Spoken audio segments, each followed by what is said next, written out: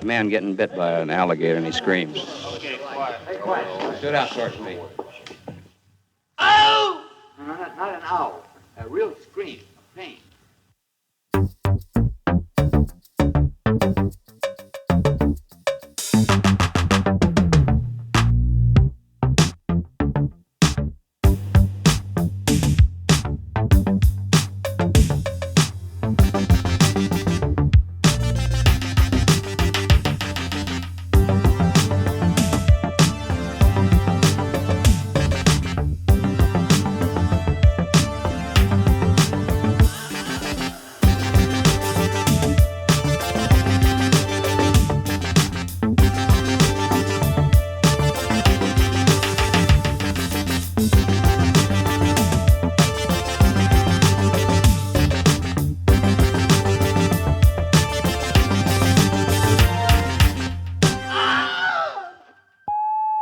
Have you tried to listen to the new Will Smith album yet?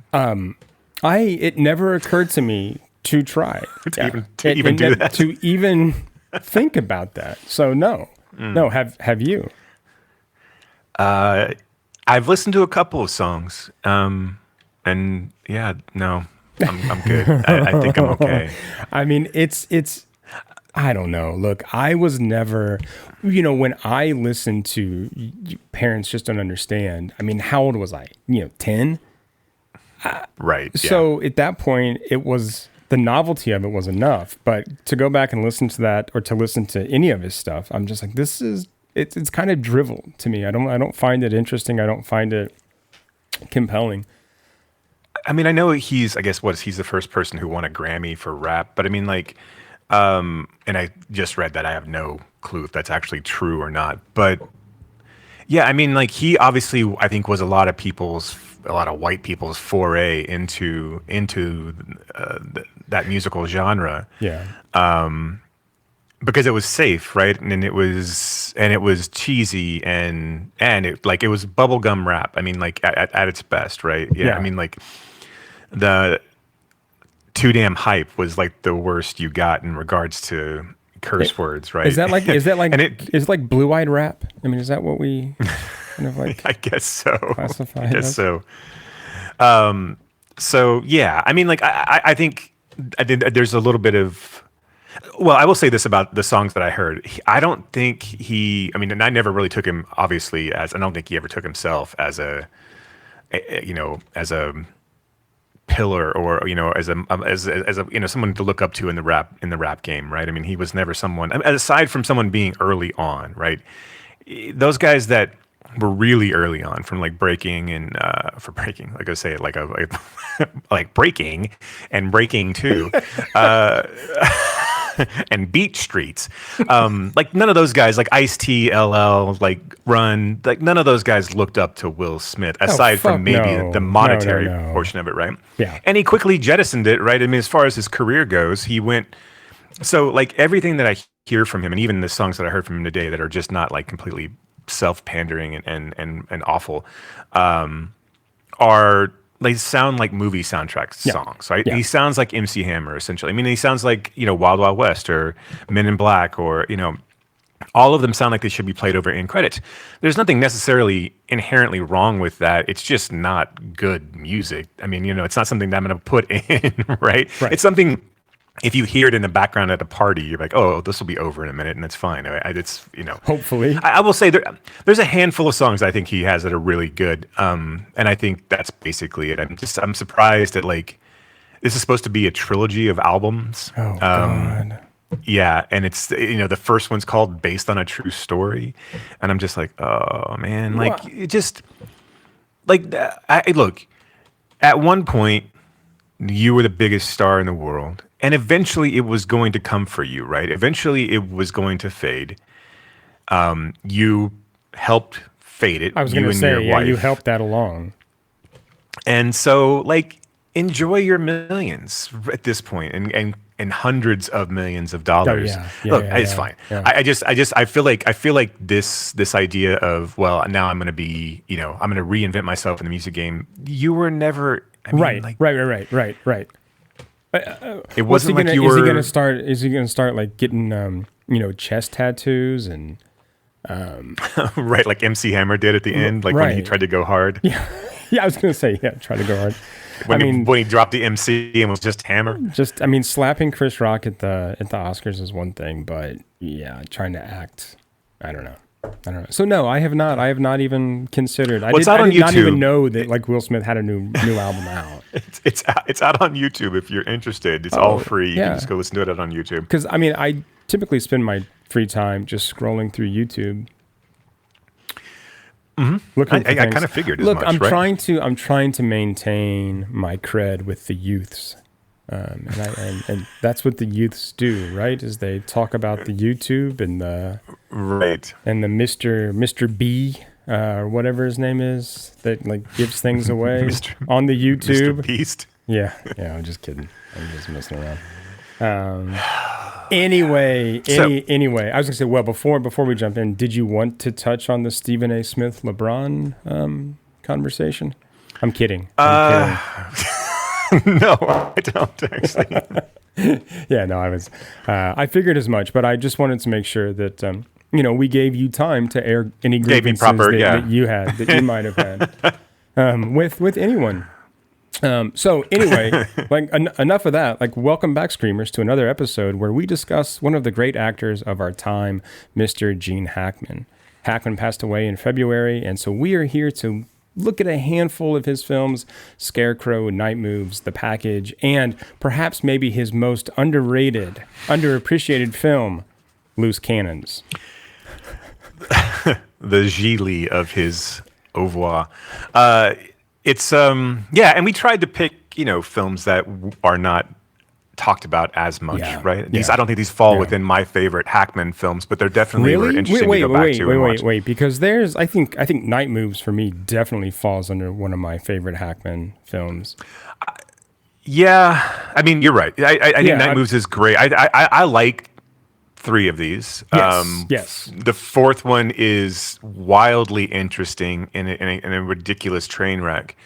But when I think Hackman, I like Hackman in. I think The Conversation is probably my favorite Hackman. Sure. But then I like late era Hackman. I really like Heist. I really like Royal Tenenbaums. I like his performances in those, and I think those kind of like always kind of bubble up to the forefront for me as the ones that I think about. That's fair. But yeah, I mean, like just going back and watching these, it was such a like, just I don't know, watching them in kind of in order was just like, man, he's so like consistently good in like all of even Loose Cannons. Like he's so consistently good in all of this. Like I feel like Loose Cannons, and when we get to it. But like I feel like regardless of the outcome of that movie, he gave it his all. I think he was in the right movie. He kind of understood, and then the stuff around him. That movie's just bonkers. I can't wait to talk about it. But but we can go in whatever order we want to go into. So, but yeah, and but for me, like Heist, like I really, really love that. I mean, I really love that movie, but I really love like him just kind of eating up that dialogue, and the same thing with Anderson, like too. Those two like that really kind of put him in with this like just delicious and meaty, there's these words that you can just spit out in that Hackman ease is just so great. And seeing him kind of just like chew those up, I think was so much fun from kind of like in that late or early 2000s era Hackman, which was kind of the end of his career. So yeah, no, absolutely, and I agree with that. And I'm glad we didn't pick French Connection. I just think that's probably one that's over discussed or doesn't need to be discussed on a podcast such as this. Right. A couple notes before we start. I wanted to let listeners know about the Dallas International Film Festival that's coming up starting April 25th and running through May 1st. We'll be there covering it. So if you see us, right, come up and say hello to your boys. You can find out more at dallasfilm.org. And also a shout out to Deadhead Dan 10, who left us a lovely review on the podcast. So that's nice. Just wanted to say that. Yeah. Deadhead Dan 10. Keep listening, Deadhead Dan 10. It only gets worse. So it only stays the same at best. We are aiming for a consistent right. So yeah. We're kind of in that level of like listen to us while you're falling asleep, or like while you're doing laundry or something else. That's fine. Yes, that's yeah. absolutely. I mean, that's how people do podcasts in general, right? But I mean, I'm still not breaking any new ground here. When but, you're walking, when you're out walking your dog, I think that's perfect. Right. I think that's fine. When you're making a long commute to work. I want listeners to be like not actually actively listening, but then occasionally will be like, "What did they just say? Did they just say?" Right. Wait, was That's that the most something ridiculous take on a movie I've ever heard? Was that something smart, right? Or completely No. asinine? Yeah, right. Definitely one of those two things. All right, so how are we going to break into these? Which ones are we going to go in? We're chronological yes, order. Or yes, how do you want to yes. do? No, we're going Okay, chronologically. Yeah. And I think that is the only real way to do it. So we're going to start with Scarecrow. You think crows are scared of a scarecrow? Crows are laughing. Crows are laughing. That's right. Crows fly by, they see that, makes them laugh.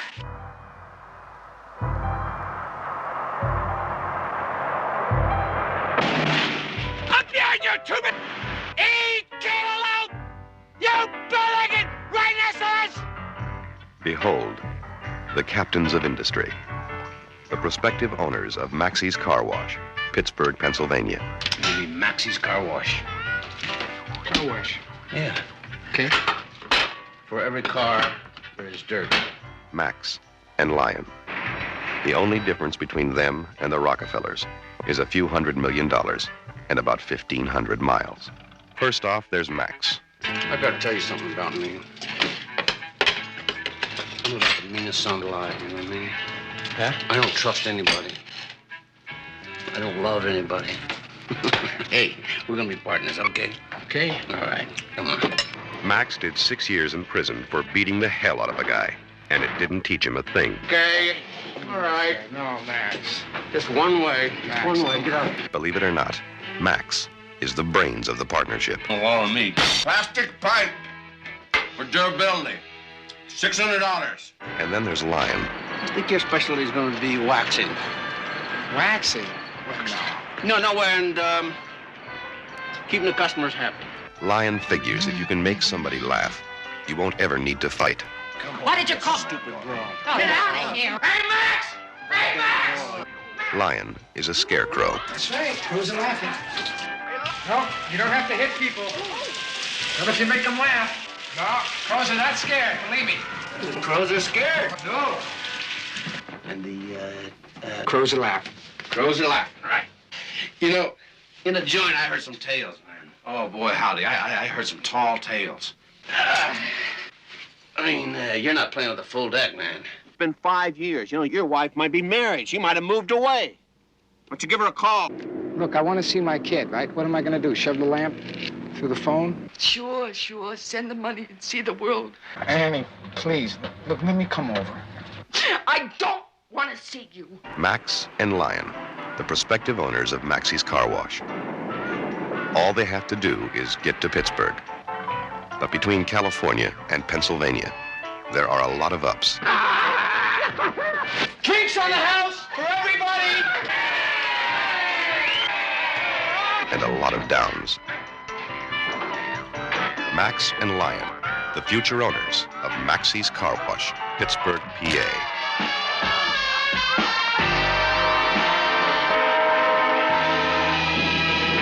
I had him laughing, didn't I?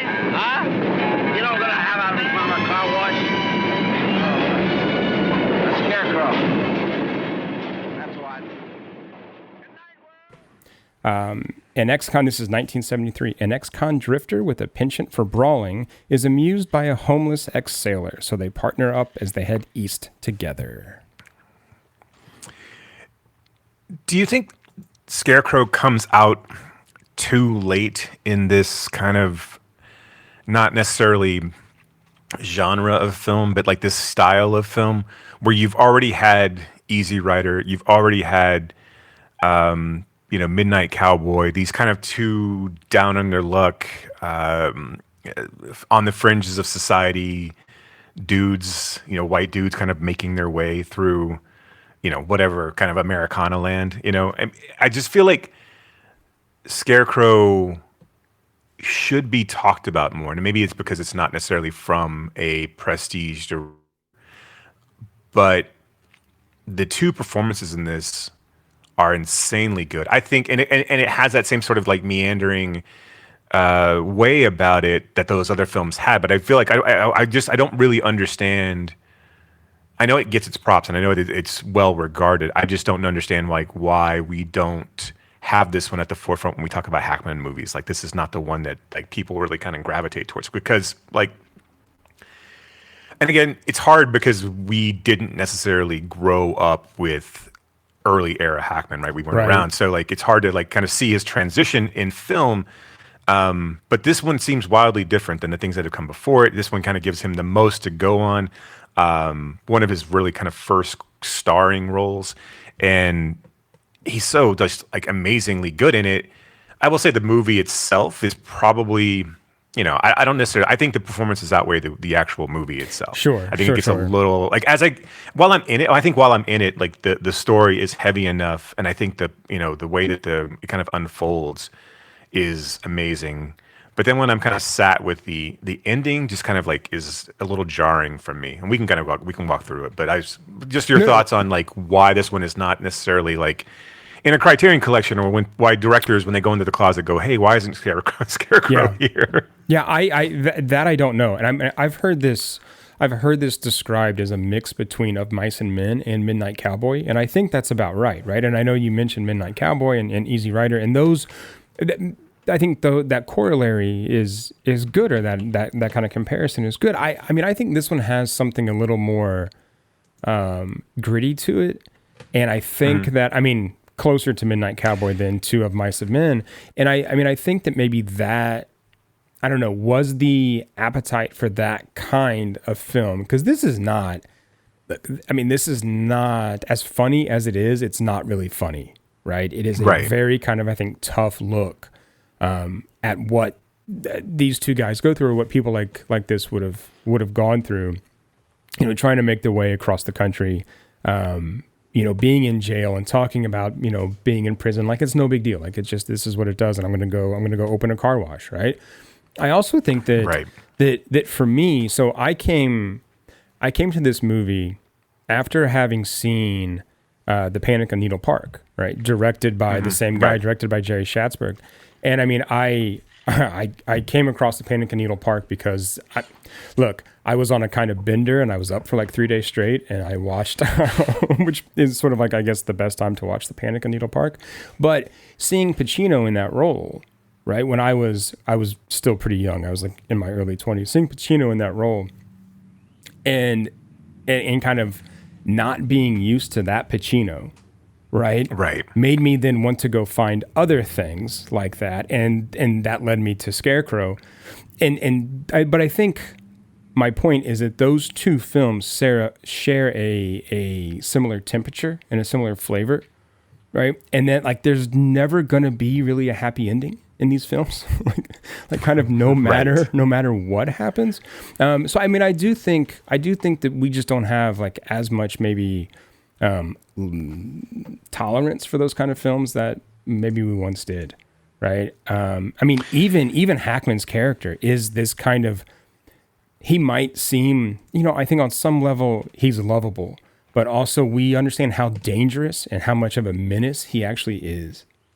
And so there's that real, there's that real sense of danger and violence that I don't know. I don't think we see nearly like enough, frankly. Yeah, this and another movie that obviously I think this is not off-brand for us, but it feels like an interesting precursor for Mikey and Nikki, right? I mean, this feels like another one of those. Yeah, and this feels more akin to me. That feels more akin. This feels more akin to that. I think Of Mice and Men, I get that, but I do feel like it gives a little a little disservice to Pacino's character in that sense, because he's not quite mentally handicapped. He does have, but what's hard for me in this movie is because everyone in the 70s looks like they're 50 years old, regardless of how old they are. Right. And we're used to Pacino being older, right? Just in general. I mean, it's hard for me to picture him as a 20-year-old kid, because he doesn't really look like a 20-year-old kid in this movie, which is what he would have been, right? He would have been somebody who joined the Navy because he got some girl pregnant and wanted to, and he had no other way to make money, Yeah, and left, and then finds himself out of the Navy and trying to come back home 5 years later. So it's hard for me. Like, so he's 23 at this point, probably, or 22, something along those lines. He doesn't feel like he's 20. Although the performance is great, it's just hard for me in my head to just kind of wrap my head around Pacino being younger in this one. Every young period, right? Right. It's like I do hope that people go back though and like watch A Panic in Needle Park and Scarecrow and just to see like what Pacino was like before we got to 1990, before we got to A Sin of a Woman Pacino, right? Which is I think the really left turn for his career where he wins the Oscar and then this is everything we get out of him is fucking to the rafters, right? It's just hoo-ah, hoo-ah, and she's got a great big ass, and you got your head way up it. Like it's that, it's just that. Like, and look, I like that kind of Pacino as well, but it's not. But this subdued, like, really kind of shows what he was all about. Because this feels like more like a role that would have gone to somebody like Hoffman, because Hoffman carries himself with a smaller frame than Pacino ever did, right? Because Pacino, even though he's a smaller guy, he still seems larger than life and everything else that he's done. But yeah, this felt like this probably would have gone to Hoffman at some point. I know Hackman and Hoffman were classmates at the Pasadena Playhouse and roommates for a while as well. And roommates, right? and so yeah, so I mean, like Pacino is the real in this movie to me the real revelation because he's so vulnerable in this and plays such a what we would become to know as an off-type character, not in that era necessarily, because this falls in line with like, with something like fucking what's the one where he does the sex change? I can't think of the name. Where he's trying to buy the sex change for his partner. Dog Day Afternoon. Yes, thank you. I would have never been able to pull that for whatever reason. It just was not in my head at the moment. Attica. I had Attica, and I had Serpico in my head, and I knew those were. It was like, anyway, right. It feels more akin to that performance as well. But like, I think that kind of sunken back into yourself, is there's a moment in this movie where I think the big set piece when Hackman is in the bar doing the striptease. Yeah. And all of the time up until the movie, up until that point, Pacino's been able to get Hackman back by acting like Hackman does in that scene, by acting a little crazy, acting a little off the wall. And there's this moment where the camera focuses on Pacino, and as he's watching Hackman basically take over his persona, and realize that it's just this moment where he just kind of shrinks, right? Mm-hmm. He just kind of like realizes that his life is small, that he's always going to take second fiddle. I don't know. And I'm sure you can interpret it a million different ways, however you want to bring to it, right? I was going to say, wait, can I, so I want to talk about that. Yeah, please. I want to talk about that scene because it's really good and it shows, I think, kind of like you're saying the growth and kind of, culmination of both of these characters where, I think Pacino his character is sort of sinking into himself and realizing, okay, I am small. My life is small. But also I think he realized up until this point, right, Hackman's character in the situation he was in would not have done the striptease. He would have punched someone, right? So he's kind of jawing with this guy at a bar. And every time we see this happen before in the movie, he starts a fight. And Pacino's like, what are you doing? Like, why do you always do this, right? And the whole thing about Scarecrow in the title is that Pacino's like, the crows aren't scared, right? They're not scared of the Scarecrow. The Scarecrow makes them laugh, right? The Scarecrow, makes them laugh, and that's why they leave, right? And so in this moment, right, Hackman finally takes that advice, right, to heart and shows Pacino's character that, I can do this, I can sort of change, I can be like your friend in this way. Now, I mean, I do think it does have that kind of, effect on Pacino of going, maybe, this was my role in this friendship and now that's changed as well. But he's also just had this like terrible traumatic experience, like in prison or in jail. And then finding out that he thought he had a child, right? Which he does, but then his former wife or former partner, lies about it and says that she had a miscarriage. So he's going through that kind of traumatic experience, which leads to the breakdown at the end of the film too. So yeah, I mean, I think it's working in like so many different ways, which is what makes it such a great scene. Yeah, that just a side note. Whoever the casting person was, it looked like they cloned young Pacino. Like that kid looked just like Al Pacino. If it was not Al Pacino's kid, kudos to whoever. Yeah. I mean, like a lot of kids look like Al Pacino, I'm sure, but like just in general. Maybe but that kid was just really are Al Pacino's kids. There's that, and that's I think what again the sum of the parts in this movie are greater than the whole. But I think maybe that's the ultimate reason why this movie is not really talked about as much. Is although I would kind of feel the same way about Midnight Cowboy, but there is a more of a narrative in Mikey and Nicky. There's more of a narrative in Easy Rider. There's more of a narrative in Midnight Cowboy. In this one, it really is. You're just following these men on this, this weird happenstance quest that they happen to meet each other on different sides of the road. Pacino has a match for Hackman's cigar, and then they go off on this journey to get to Hackman's money, essentially. Yeah. So and they and then it's just a comedy of not really a comedy, but like you said before, but it's this comedy of errors as we go from scene to scene, and where Hackman's constantly either getting himself in trouble or getting himself into a fight. Like I said, there's so much to this movie, but when they get to, is it St. Louis where the women are, or is it somewhere near there? I think they go St. Louis after they get to the two women. I can't remember now exactly. I know St. Louis is mentioned at some point, but I could never really figure out exactly how far it was going to take them to get across to Pittsburgh. So they've got to get to Detroit, which is where Pacino's kid is. But I feel like, but it wasn't. Was it St. Louis or was it Minnesota, where his sister is? I forget. Yeah, but it's like they take this, or Denver. Isn't it? Maybe. But yeah, anyway, it's like this circuitous route to get to Pittsburgh, right? They kind of go this way, that way, end up in jail, then they go over there. But it's like this, like it's a road movie in, I think, like the purest sense, in that what we get is a series of vignettes of this trip, right? And yeah, it's a stitched together narrative. There's not really a kind of cohesive through line. There's I don't know where to like kind of start and end the beginning with this, but there's so many like, where Hackman's talking about how sex keeps him regular, and like, and then like, Pacino's like, well, you were in prison, and when did you get sex? And they just kind of stare at one another at the end. He just stops. But this is why they're so good together. I mean, I really do like both of these performances in so many different ways. I mean, and this is, like you said, this is why it's worth going back to watch these old, films, especially for Pacino, because you don't get that from him after a certain point. You just get like larger than life. You don't see the restraint. You don't see the nuance. You don't see, the face work, right? Right.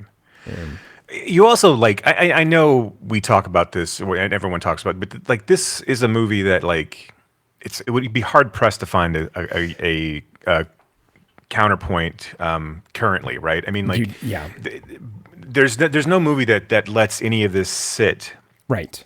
Like this movie does. Like Hackman's constantly wearing all of his clothes, and he's like, and he says it's to keep him warm, but he has no other way to take them around, right? It's not, right? He's like, I keep going back to King of the Road, the song King of the Road. This like felt like like a movie version of King of the Road. It's just they're moving from place to place. They've got this idea of starting up a car wash, and Hackman's got all these like, you need 100 buckets and you need all these things and the right kind of sponges. Right. He's got $2,600 in a bank somewhere. I mean, obviously in Pittsburgh, but they get to his sister. One of the other girls there falls, and then like Pacino's like, "Why don't we just stay here? Like this is like we could figure out, we could do life here. This is like we have people who love us. Car wash here, yeah." And Hackman was like, once, and this is Hackman's whole MO, right? And this is why he fights as much as he does, is because once you set your mind to something, when you've said you're going to do something, that's what we're going to do. Right. By damned anything else that's going to happen, I'm going to set out and we're going to get this car wash, or it's going to kill me, essentially. And then he doesn't, but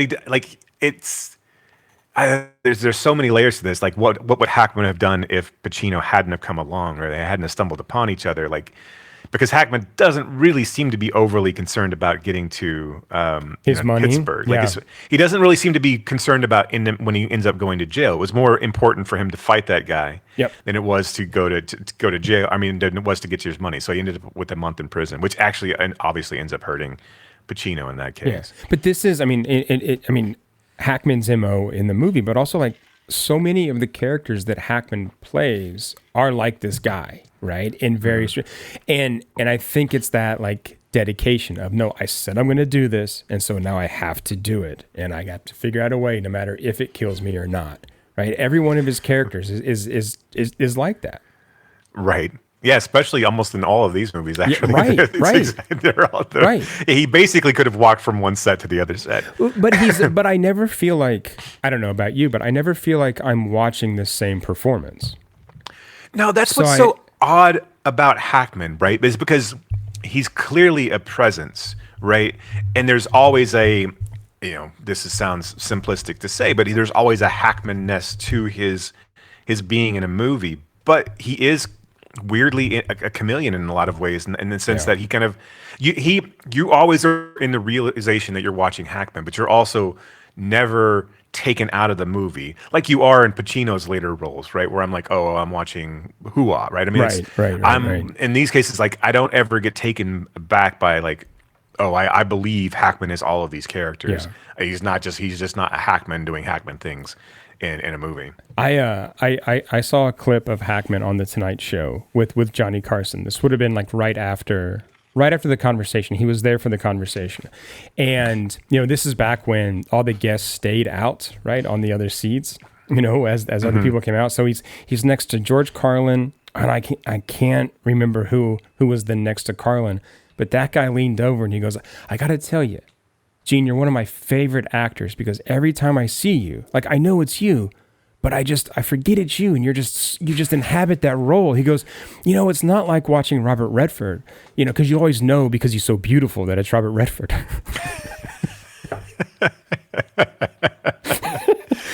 Hackman was just kind of like, yeah, okay, yeah, sure.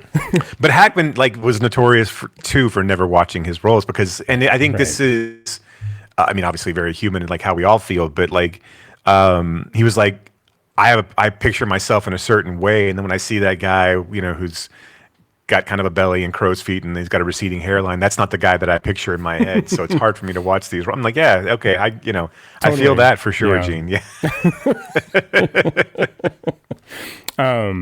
Did you know that this film at one point was going to star Bill Cosby and Jack Lemmon? So Bill is the former. Wait, how would that work? I would think. I would see Lemmon in the Pacino role and Cosby in the Hackman role. I mean, just like put all of Cosby's shit aside, which I know is hard to do, but put all of Cosby's shit aside. Like, he's not a good actor. No, he's. I didn't say I thought it'd be interesting. No, I'm just trying to think, like, if he's in the Pacino role, then everything is ham-fisted. It's all awful. Yep. Yeah. I can see Lemmon pulling off the Hackman role. Okay. Although I think even Lemmon at this point is still too old. But I can see. Here's the thing. I can't really see Lemmon being a pugilist, though. It's right. With Hackman, you feel like he's grizzled enough. Like, and no one in the 70s is really cut. Like, so you just figure a guy. If you just figure a guy who knows how to fight, right? He's just a guy who's around. He probably knows how to throw a punch or two. And even if he doesn't know how to fight, he's still angry and drunk most of the time, right? Which protects you in a different way. Right. Man, that would have been terrible. And awful, this would have been. Awful. It would have been something to talk about, but yeah, it would have been.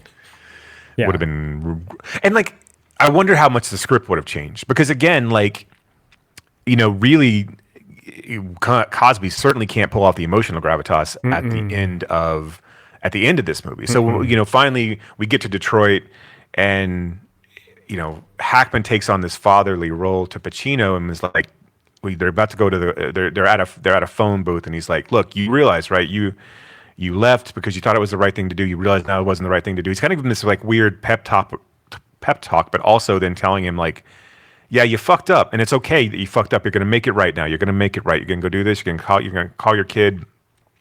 And this entire time, like Pacino's been carrying this like ridiculous lamp in a box. So it's a present for his 5-year-old kid, who he doesn't know if it's a boy or a girl. And he gets on this phone call with the mother of his child, and she's got curlers in her hair. She's got a shirt that says the Banana King on the back of it, and she's married some guy. And she's like flabbergasted that she's getting this call. Yeah. Almost to the point where like she's happy, but also only happy because now she can kind of lay into him. Like, I mean, like, and let him know all these things that, she's been harboring for 5 years. That sequence is heartbreaking, obviously. Yeah. And she, I mean, so the 5-year-old almost answers the phone, and she comes and gets the phone.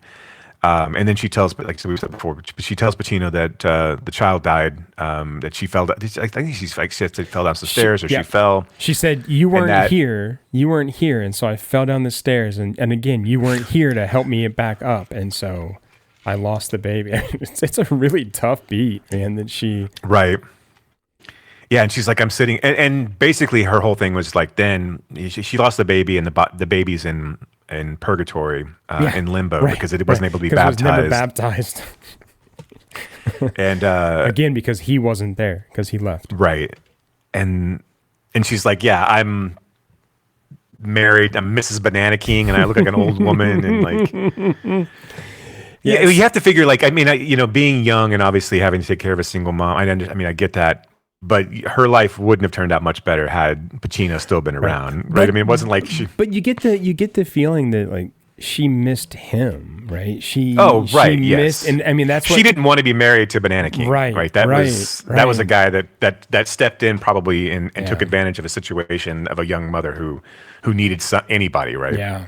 Yeah, it's tough. And then of course he just goes and he starts playing with kids in the fountain. Right. And then parents freak out, and then he just kind of like loses it. Goes catatonic. And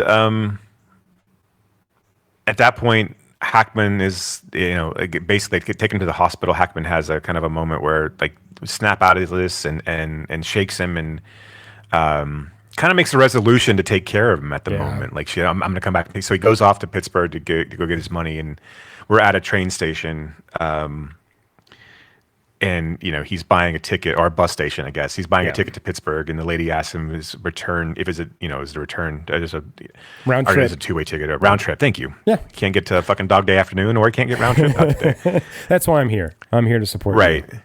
And he doesn't have enough money to pay for the ticket. But he pries open his. I thought that was a great. That was so good. Scene. Yeah, it's he has the ticket's $27.95, and he doesn't have enough money, and so he pulls off his shoe, gets a knife out, and like pries open the heel, and a $10 bill slides out.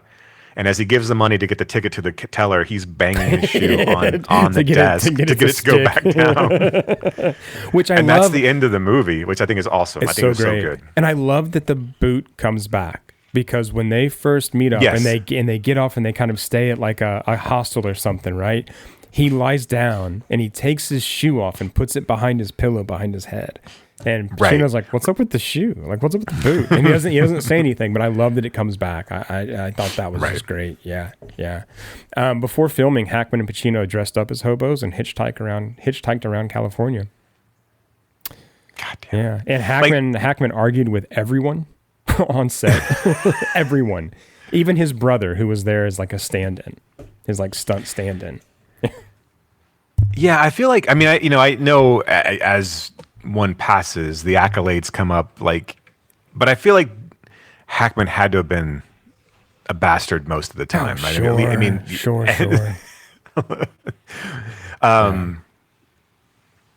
Yeah, it's just This is one of his favorite roles that he ever did.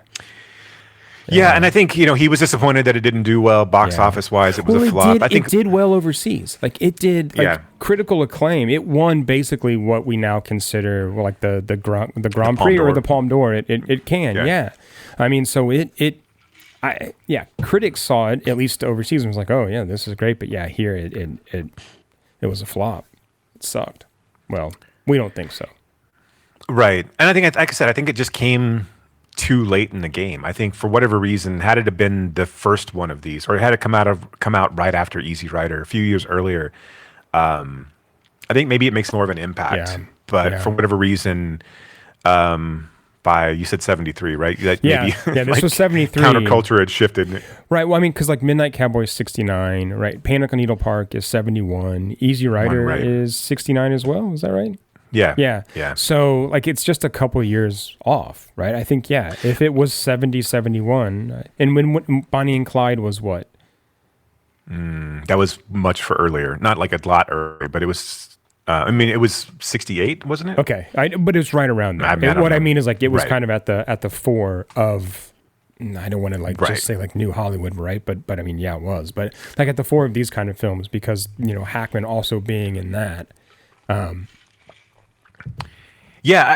don't really know like how Panic in Needle Park was received either, and how I don't think very well. Did. I mean, and Panic as far as box office numbers, right. And Panic was written by Joan Didion and John Gregory Dunn, who are two of my absolute fucking favorite writers ever. Which just like still blows my mind that those two wrote that screenplay because that movie is dark, man. That movie is. That's tough. That's rough. It is so fucking rough. I mean, poor Kitty Wynn, Jesus. And it's so like things like this fall through the crack. Obviously, I think that's our fault. The cracks. It's not. Because you think of something like you talk about Panic in Needle Park, and then and that one's more well known than something like Out of the Blue, which is sure. Similar in vibe, not necessarily similar in storyline. But I mean, there's all these kind of like things that like these great films that either go that have just been forgotten or they're just going to go unnoticed. I don't necessarily know if Scarecrow is forgotten. But again, I don't feel like, I think Panic in Needle Park and Scarecrow are like both dying for like a really good boutique Blu-ray release. Though. That seems like that's a no-brainer. Yeah, I'm gonna get on that. Sounds like you got it. So yeah. All right. So So let's Night Moves. Yeah, let's move on to Night Moves. But I did want to say that I mean, you said earlier that this is not a film that we see like being made now, and I don't think any of these films like really are. Maybe fucking loose cannons, but these other three, like I don't think we see these types of movies anymore. So I put a pin in it, but I think like Loose Cannons, like you could pitch that as a Kevin Hart rock vehicle, right? That's what I mean. Yeah, and we'll talk about some of the things that I think don't age well in that film. But yeah. All right, let's get to Arthur Penn's Night Moves, 1975. Well, I think Harry would like me to leave. Well, I don't think that's necessary. I think Harry thinks it is. Harry thinks if you call him Harry one more time, he's going to make you eat that cat. Gene Hackman is Harry Mosby Hello, Harry. in Night Moves. Oh, come on, take a swing at me, Harry, the way Sam Spade would. He's a private investigator. My daughter, Deli. Would you believe Delilah? Well, she's gone. How long gone? 2 weeks. Go find her. Making a living Well, let's say 125 a day and legitimate expenses. from other people's lives. You can get cheaper. Can I get better? You're hired. Making a mess of his own. God, you're really prime, Ellen. You know that? I catch you screwing another guy and you attack my lifestyle! Lifestyle has nothing to do with it. Night Moves. It's a mystery I'm looking for Deli Grassner. Deli isn't around here anymore. where the suspects are also the victims. I want to know what I walked into. Ask your wife. Well, are we going to talk about it? Well, sure ball run with it. Where the questions All right, what's it all about, Mosby? Is there still much smuggling going on around here? The dogs have fleas. Where were you when Kennedy got shot? have too many answers. where every clue is a lie. I've been listening to your ping-pong talk long enough. What was in Marv Elman's plane? Drugs? Was it drugs? Night Moves. Check. Check. Ah, it's a beauty. It's a game where every player is a pawn. Harry Mosby, isn't it? Every move is a wrong one.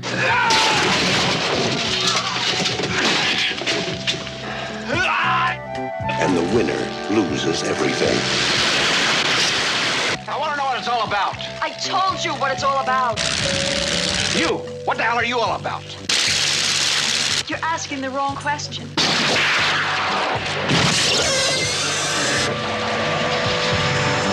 Gene Hackman in Night Moves. Los Angeles private investigator Harry Mosby is hired by a client to find her runaway teenage daughter. Mosby tracks the daughter down only to stumble upon something much more intriguing and sinister. Doesn't it feel like there should be more of there should be a whole series of Harry Mosby films? Yes. Like what a great character this he is. Like this ex-Oakland Raider who's turned ex-AFL era Oakland Raider, right? Not even pre-merger turned private, California private eye is such a great just premise. It just feels like this should be like our Bond, right? I mean, there should have been characters that have gone across. Like Sinatra should have played this early on, in one of his roles, and then this comes over to Hackman to take on a different take on it, and then eventually Malkovich does it, and it's Jesus, and you could have just made it this period piece grouping of films. But man, I love that the whole setup of this. Obviously, private eye films, I think, especially in the 70s, are so great because they're always just like guys who have stale beer cans on their on their coffee table, and then and they're eating it with breakfast. That was another thing that was going back to Scarecrow real quick, was when he ordered the breakfast and he's like, also I wanted some chocolate ice cream and a beer with this. As Pacino's eating cornflakes. Yeah. I love the ice cream and beer. Oh. But yeah, this guy who has all these connections to California cops and this whole world of being a PI, and then being the best at it, right? And when he's interviewing Melanie Griffith's mom, and he's like, you can find cheaper, and she's like, can I find better? And he doesn't really answer, but still. It's maybe. I don't know. But I love these. I love these noir films that are set in the 70s because they just feel so you can almost feel the lack of air conditioning and the greasy movie. Burgers and right. Yeah. I mean, when's the last time you saw someone with pits with pit stains in a film that go down to his ribs, right? Right. I mean, they weren't just pit stains; they went all the way down to his ribs, and I love that he notices them. In the movie, he's just kind of he looks. He's like, yeah. It's hot. It's California. It's on a sweaty Florida swamp. It's going to be hot out here. Yeah, I know. I really love this film. I think what I love most about this film is that it's not. I think like any good noir, right? It's not really about solving the crime or finding the girl, right? This is so much about Hackman figuring himself out, right? His desire to solve the case is also about avoiding the issues in his own life, right? I've got to go do this, right? I've got to go take care of this because I can't deal with this right now. And it's this, again, but a thing that he's dedicated to figure out, right? I'm going to find this out, so I'm not going to stop, even though, right? There's one last piece. I just have to keep going. But of course, it's just him, right? Avoiding his own shit. Right, and trying to figure out what to do about these things. It's not about the case at all. No, and that's another thing that you're absolutely right. It's just so much. It's so great. Is that I feel like what that as you kind of merge from these 40s noir to the like all of those 70s more kind of had that exact same thing, right? Where they're just they're dogged, they're dogged against this case, but only because their personal lives are just in turmoil. Yeah, like they're but just also, in shambles. But what I also really like is that that shambles, that turmoil is never. It's always like a human turmoil, right? Mm-hmm. It's emotional. They're not addicts. They're not abusive. They're not.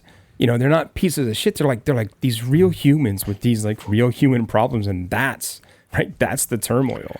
It's existential. This film, so Harry takes this case to find a young actress, and basically he's needing to find the young actress because her mom is living off of that actress. Well, she's not even an actress, right? She's just a young girl, right? She's the daughter of what was her father, like a producer? Because the mother was an actress. So. The mother was an actress, and right. I think that's what it was. Talking about how great she looked in the past. That's the other thing about this movie is too. It's like everyone here is so like damaged. Every single even person. Melanie Griffith, right, is horrifically damaged in some way. Absolutely. And it's got such a ridiculous and great MacGuffin with the Native American or not Native American, but these native artifacts that they're trying to sell on a black market because the government's not interested in them at the moment, so they can get all this money. But he takes this case to find this girl, and in doing and hunting down her boyfriend, he stumbles upon the fact that his wife is actually having an affair with Harris on Ewan. him. Yes, yeah, and then he goes and confronts him, but then he finds the boyfriend. The boyfriend says he's not been with the girl for a while. She's run off with a stuntman. It's taken her to Florida to work on this movie. She's living with her stepdad in Florida as well. She's this, young, ridiculously young sex pot in this case, which is the problematic portion of Night Moves is that Melanie Griffith is so very young. I guess there had to have been. I mean, I know she comes from an acting background, right? So there had to have been something. And again, I know it's in the 70s, right? Also, but like, how do they? Is it just? There had to have been some sort of waivers signed, or there's something to let this like. I'll tell you. So they waited until she was 18 to shoot the nude scenes. Oh, okay. Yeah. So I heard back. Yeah. That they waited until the release. I just thought they waited to the release. I didn't know that those scenes were actually filmed when she was 18. Oh, okay, that makes more sense. Then. It doesn't make it any less creepy, but it's nope.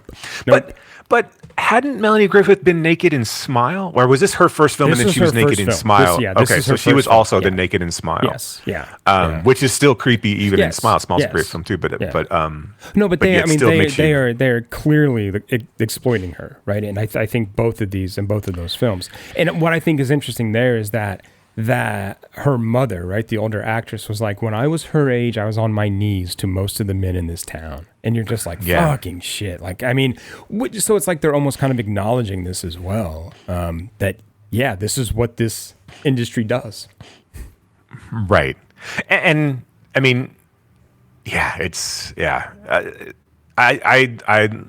love James Woods in this. Like it bothered right? it sucks so much that James is just a shitty person. Again, be conservative, fine. But being a crackpot asshole conservative is just fucking terrible.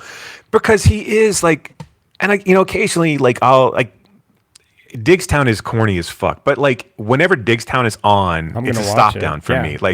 I hate the scene. I hate the scene where Louis Gossett Jr. He's going to throw in the towel because he's getting his ass kicked by whatever. And he catches it. But I hate it because it's done in slow motion. It's such a cheeseball scene that James Woods is catches it back and is like, no. That it's so overwrought. But everything else about that film, I mean, it's just an easy film to watch. And James Wood thought it was going to be an Apollo Creed moment, so of course he was upset. Yeah, probably. But he's so good in this. He's so smarmy and just I don't know, man. They had such a great look to him, and he's so good in this.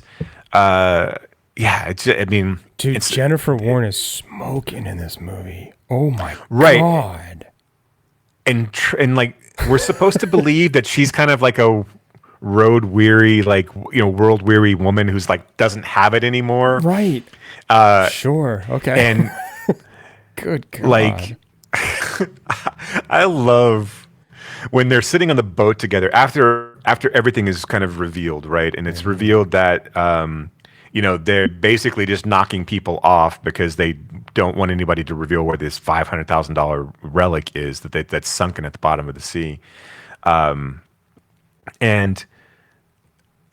they're on the boat together, and she's kind of like lamenting about how she's, you know, how far in deep she's gotten into this and how it's all coming about. And the Hackman's like, yeah, you've been talking to me about your erect nipples. Like that was like,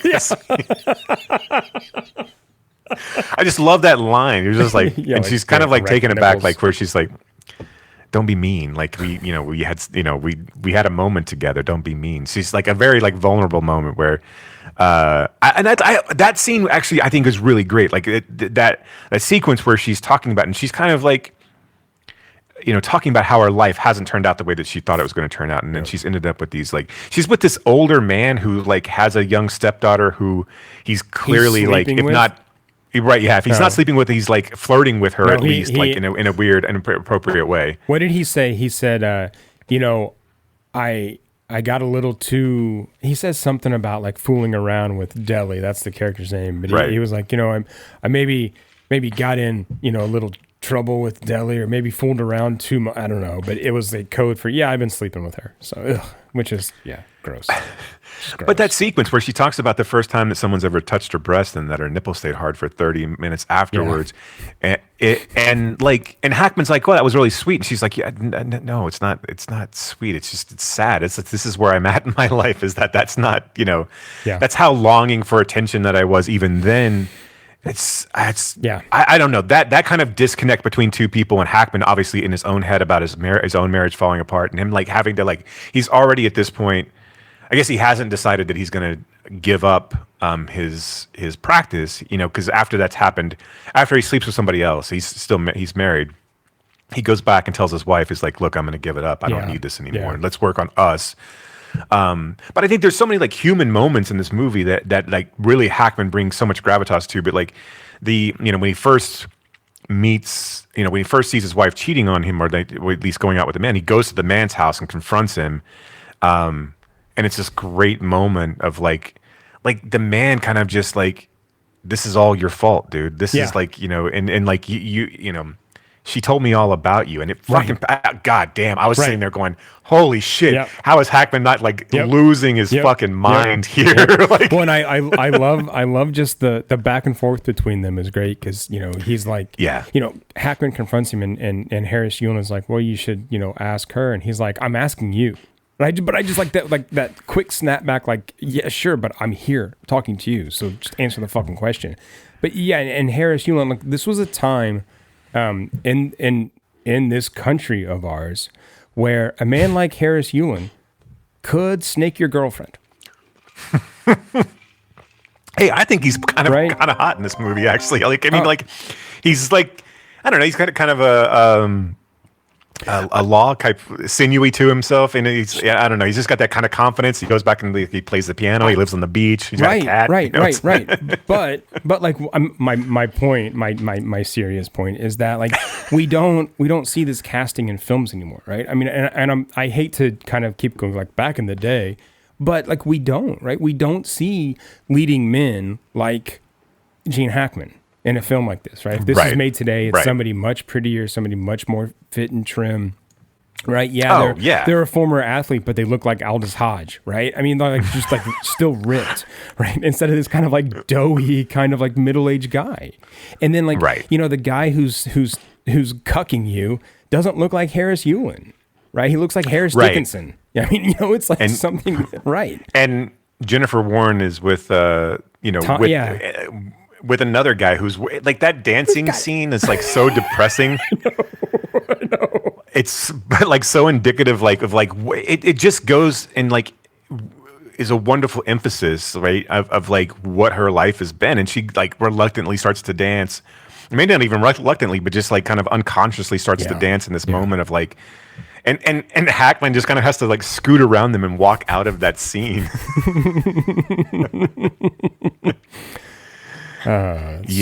So good. So apparently, wait, where's my note? The chess bit, right, where Hackman's character plays chess, and he and Jennifer Warren asks him like, "What are you doing?" And he goes, "There was this match at some point, and this guy had checkmate in like 3 moves, but he didn't see it. Right? He didn't see it, and so he ended up losing this match, and it haunted him for the rest of his life. I mean, which is clearly about like, Mosby and what he doesn't see, and what's going on with people closest around him. But so Penn added that, and so the night moves was meant to be a homophone, right? With the N and the KN, and yeah. I love the ending of this film too, and how like and I was so I mean I'd seen this film more than once before, and I don't think I ever realized that the boat is just going in circles. In circles, right? I always thought it was like him going back towards shore.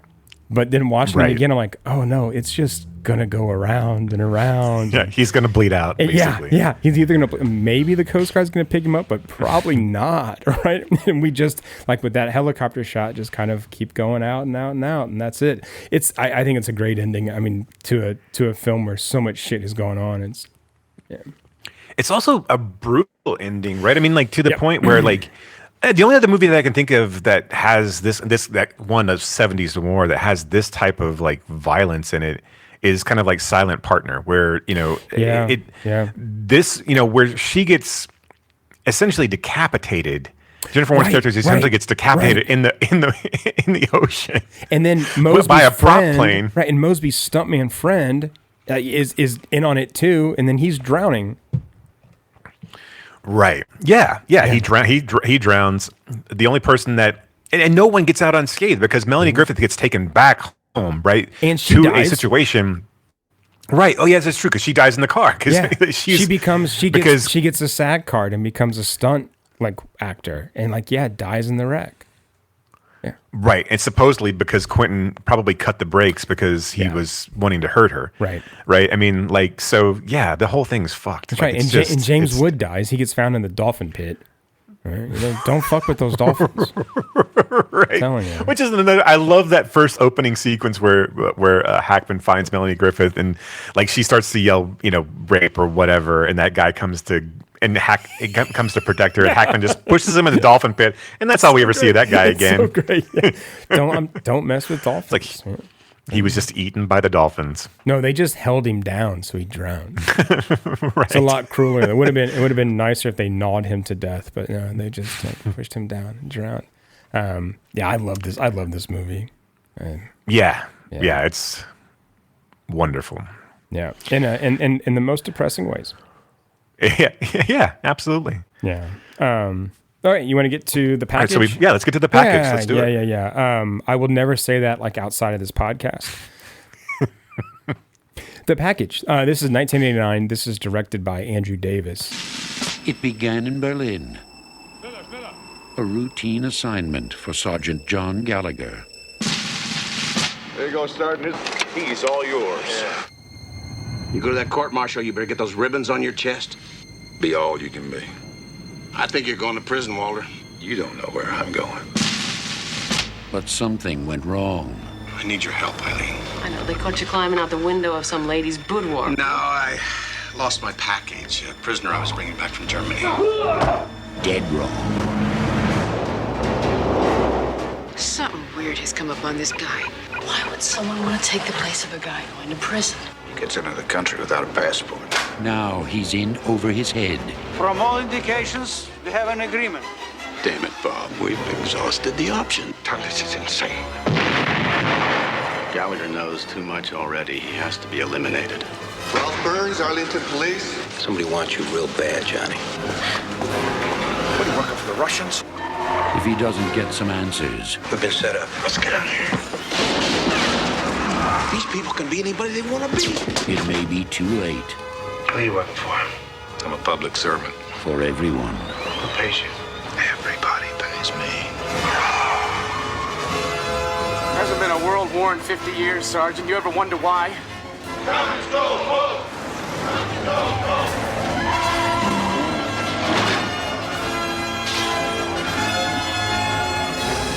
You're making a big mistake. Get it?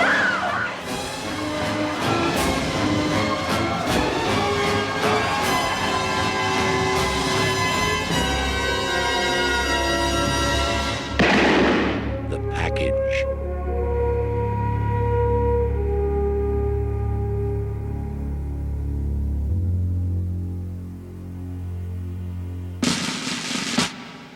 Experienced Green Beret Sergeant Johnny Gallagher is escorting a prisoner, Airborne Ranger Thomas Boyer, back to the U.S., but Boyer escapes, and Gallagher must risk life and limb to catch him. So this is like one of those common type of like late 80s films, right? It's a Cold War film where we've got this everyman, like common American male who saves the day and saves the world from the commies. Right. There were so many of these movies, I mean, at this time. I mean, and Iron Eagle is another one that we talked about. But I mean, I feel like this one is much smarter than most of those that we would like lump it in with. I think that this is so tight, like the script and everything, it just kind of keeps going. And like, I never feel lost. Right? I mean, this could easily be a film that I'm like, I need to go back and like, I missed something, right? But it's like, I don't miss anything. That was Ebert's comment was like, during the movie, it felt almost too smart where I felt like maybe I was missing something, but I never was. Like everything was on screen for me. It just felt like movies like this are always leaving like some sort of like too subtle of a clue back, I should have seen that thing happen. But this is like all Deus Ex Machina thing at the end too, right? Where this one doesn't. Yeah.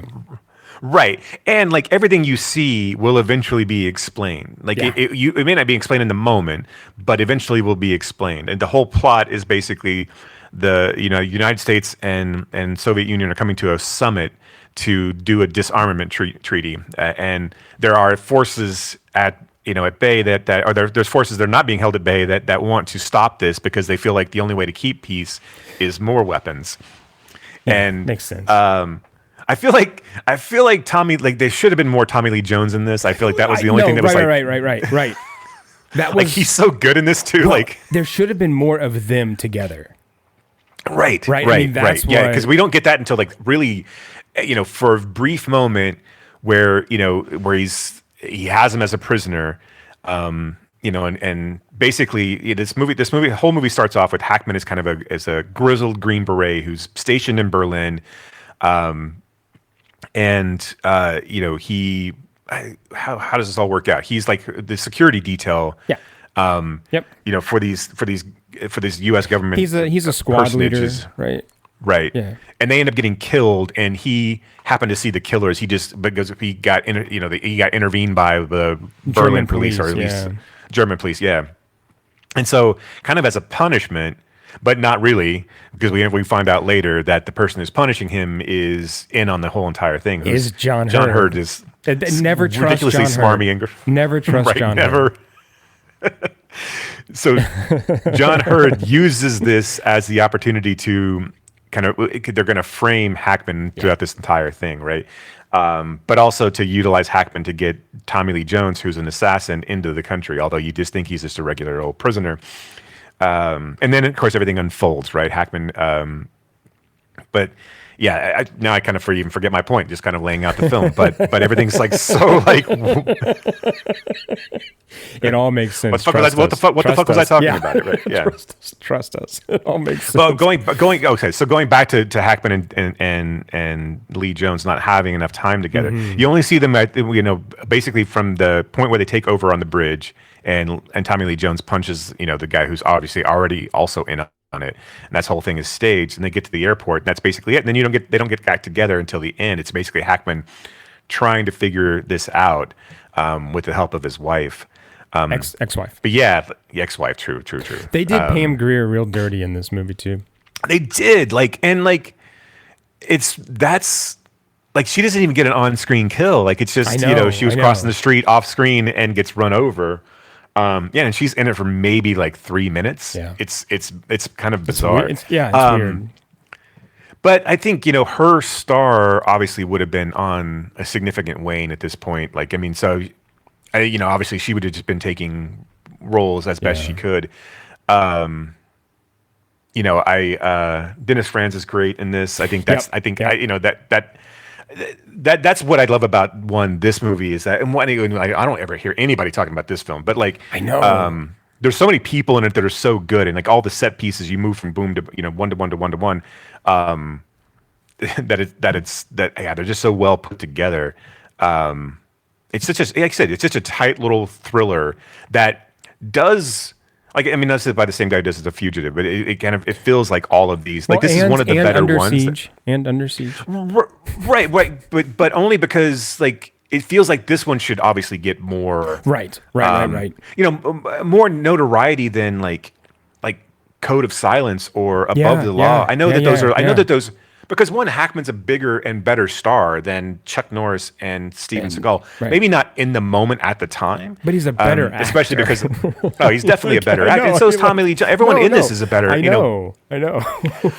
Which makes you like kind of lament a lot of those films. I know that there's a lot of '80s canon cheese, right, and Carolco like cheese that like we, for nostalgia's sake, we look back on fondly, but think of how much better like Above the Law would have been. It hadn't not been some sort of ridiculous karate actioner, or even like I have not seen Code of Silence in forever, so I can't really remember exactly what the plot is on that one. I can remember the box because I've seen all the Chuck Norris, of course, basically the VHS box art. But even Under Siege, like those movies. Deserved better than the wooden stiff acting because someone who could, and especially in Seagal's case, the worst basically chef had a career because people thought it'd be funny if he had a career. It was like let's see if we can make this asshole have a career. Talk about a cell phone. Yeah. So anyway, but yeah, I mean, like. It makes me want to go back and like watch some of those just to see like what if we had put Hackman in this role where he's not worried about like we don't have to worry about a fight sequence.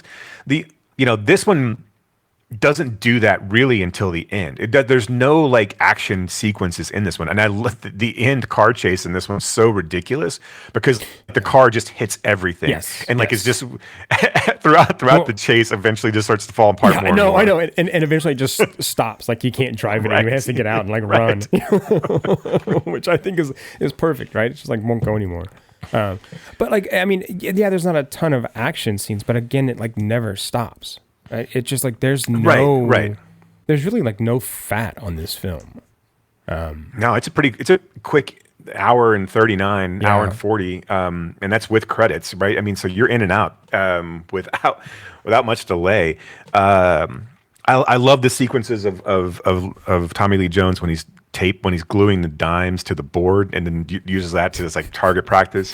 I love arrogant bad guy Tommy Lee Jones, right? That is so wonderful because he does that role so well. Like he just plays that smarmy asshole so well.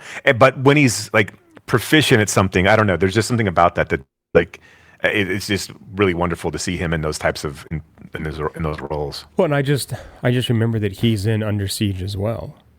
True. Which now really, it's like now I really want to go back and see that film with a Hackman in that role, or even like somebody other than Seagal. But yeah, that'd be really interesting. Then that might be like more enjoyable than. I mean, look, Under Siege is kind of a fun movie, despite Seagal. But yeah. But it makes you wonder, like, we don't have those types of movies anymore, right? We don't. And again, I know we say that, we keep saying this, right? But like seemingly the time for those movies has come and gone because we don't have big action stars anymore. And if we do, they go off and do silly things, right? I mean, like, but even like The Rock and Vin Diesel and those guys, they're not Schwarzenegger still, and even the B-listers like Van Damme and Seagal. And when we get things like, when we get action films today, they end up being, things either like John Wick, which are just, gun fu, or we get things like Taken or the Statham films, right? Right. But they're not really like these guys. So this is just guys that are going out and enacting revenge for some reason. They're not people that this diehard era of action films seems like primed to come back, right? That was right almost 40 years ago. Like, why wouldn't you take Statham and put him in? I mean, maybe not even Statham, because Statham's kind of played out at this point. Right. Not necessarily played out. I like Statham, but I think it'd be interesting to see someone like, and again, I'm going to use this name and I'm going to regret it, but like someone like Glenn Powell be in a role where like it's a serious kind of role, right? I mean, like he's the only star that come to mind that's like new and upcoming, and right? He's going to do the reboot of Running Man, so right, maybe which is intriguing, right? I think because one, it's Edgar Wright, and I do think sticking closer to the Bachman short story will be way more interesting than what they ever did with it. Although from the cheesy goodness, I don't mind the Schwarzenegger one. It's dumb and it's bad, but I mean, like I grew up on it, right? But that story is an interesting story, and I'm sure there's got to be people like, give me.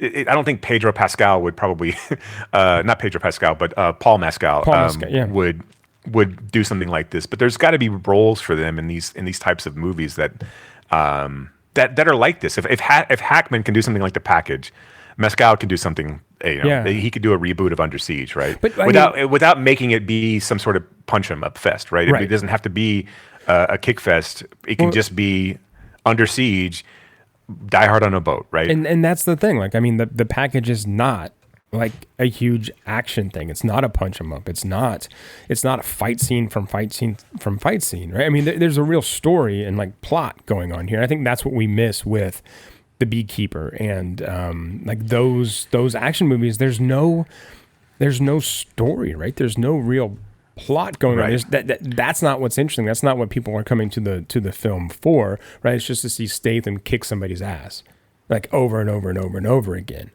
right? Right. Now I was going to say something else, but now I forget. It happens. But there's so many like little moments here, like when Francis gets shot and like Hackman's ex-wife like is with his kids at the house, and like it's like she makes him breakfast and then has to run out. Like there's so many like moments that, like in a tight movie like this that are still like I love the fact when they're going to kill, and I lose the specifics of who they're going to kill and like and why. I mean, I know why, but like when we get to the sequence of the parade and they stop the car and whoever they encourage whomever whatever the representative that's going to go to the summit to negotiate, they get him to get out of the car and he holds that baby up. And I'm thinking that's where they're going to kill him, like when he's holding up a baby. Yep. Like they're going to shoot the baby and shoot him. Well, I don't know. Maybe that baby was really whiny and just its time had come. It's time.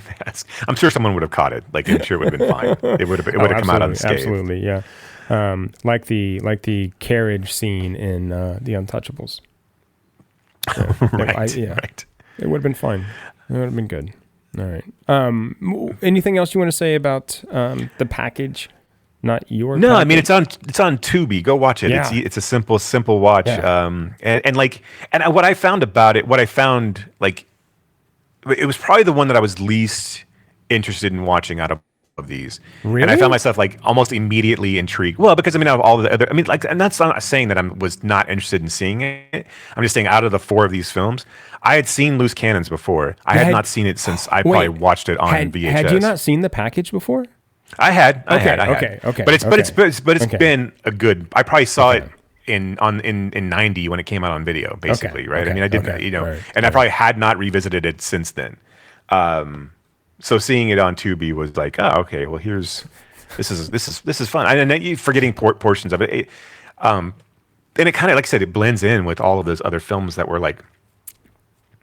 If it's not for Hackman and Tommy Lee Jones, this is a completely forgettable film. Oh, absolutely. Yes, of course. But again, like their performance again elevates the other material as well, right? And I think Davis, at least for this film, knows how to just kind of get out of the way, right? I mean, to me, this seems like a very kind of simple workmanlike director job. with this film. Right? Oh, which I think is absolutely. great. Which I think is what this film needs, right? In most of his films, this is what he did, right? I mean, these films didn't go too far out of the they didn't stray too far from this platform. What I would really this platform is what I said. I didn't know if I enunciated that correctly.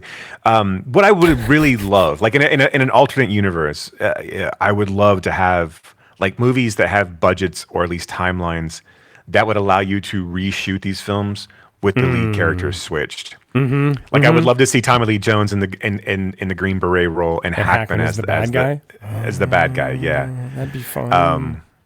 Why don't they do that more often? Why?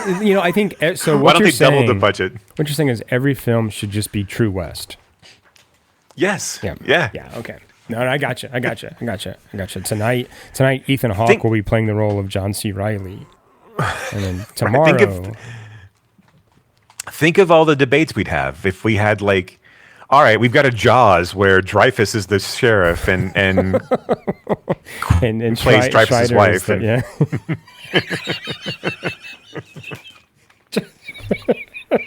Tonight, the role of the wife will be played by Richard Dreyfuss. Right. And tonight, the shark will be played by Roy Scheider.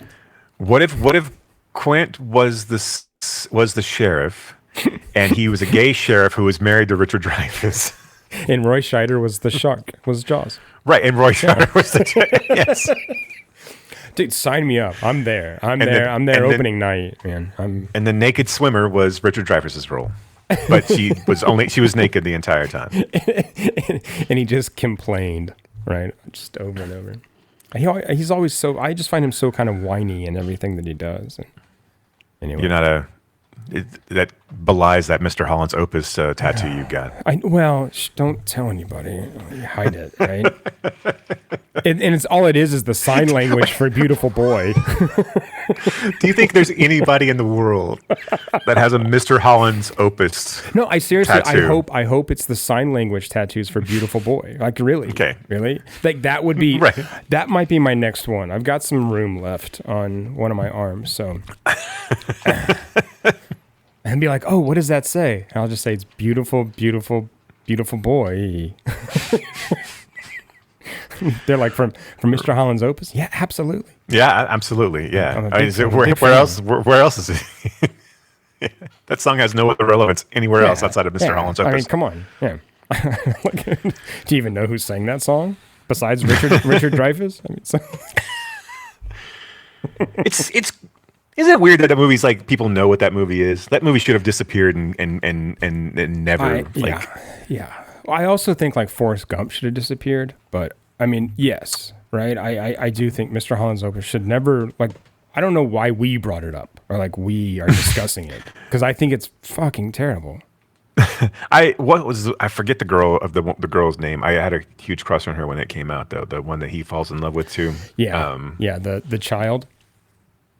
Hey, I was her age when the movie came out. No, I know, but for him, yes, right? it's creepy for him. Yes. This idea that fucking also, creepy. Fuck you, Mr. Holland. Your life didn't turn out that bad. It was Alicia Witt, right? No. She was on that movie. She was on a sitcom for the longest time. Jean Louise Kelly. Was that who it was? That's it. Okay. Yeah, Jean Louise Kelly. Yes. Yeah. Because I don't remember exactly who all played who. Glenn Headley was his wife. William H. Macy was his son. He was. Shark took his hearing. Yeah. The shark punctured his eardrums as a baby. And now we're just confusing the two movies, aren't we? I thought, because I was like, it's not Olympia Dukakis that he fell in love with. I mean, we all fall in love. Yeah. More so than any of us, right? I always forget that. I cannot believe that was Alicia Witt in Longlegs. That might have been the only surprise that movie gave me. The only feel good moment that movie gave me was just such an odd career. Appreciating Alicia Witt. Yeah. Yeah, I know. No shit. Okay, should we go on to loose cannons? Let's loosen our cannons. Some people might say that we are loose cannons. Just kidding. They won't. No, you're right. An No one's gonna say that. unconventional cop who takes no bull is paired up with an amazing detective to capture some powerful criminals, but the cop soon realizes that his by-the-book partner has split personality disorder. So I just want to like say one thing, like this is not how thing. split personality disorder works. Well, okay, yes, right, but also like this thing we used to do, right, where we used mental illness as a comic trope. It's a fucking hard beat to watch now, man. It is. It's. And it happened a lot around this time. Like, I know. And I know. Aykroyd did it again. Like Aykroyd was in the couch trip. There was funny people. Like there was a lot of like, yes, this was. What about Bob? Yeah. Yeah. It's crazy that we were just like, it's cool. It's funny. Like, it's mental it's illness fine, this is person hilarious. And like when Aykroyd's explaining his trauma, it's pretty. I mean, it's pretty horrifying, Also, right? I mean, it's like right. He was tortured, right, by like cartel, like. Right. What the fuck? Yeah. This movie's fucking insane, by the way. Nuts. It is nuts. I love that he goes to like a Benedictine like retreat, and that's where the psychiatrists are. Right. The brothers, the monks are fucking shrinks. Right. And they're there to help. Just the whole premise of this film is that a pornographer has found a movie that supposedly Hitler. It's a blue movie where Hitler's in it, but then it's also like a suicide movie. Yeah. Like, why would they film that? Like, why would the Germans? Because they documented everything, right? On 35 millimeter, by the way, because that was a huge canister they threw out at the end. I know. But I mean, someone's they didn't just take a super right. like a Super 8. They had a 35 millimeter camera in that. And they're gonna. When it wasn't Hitler's suicide, it was. I mean, like technically, I guess it was because he ordered it, but like ordering. He took like cyanide, right, and then he like got gave him the coup de grace. But yeah, like, but it's a fucking weird premise, right? This movie opens up with a boat chase where they're coming from a masquerade party and being chased by Germans because they've watched this film with Hitler.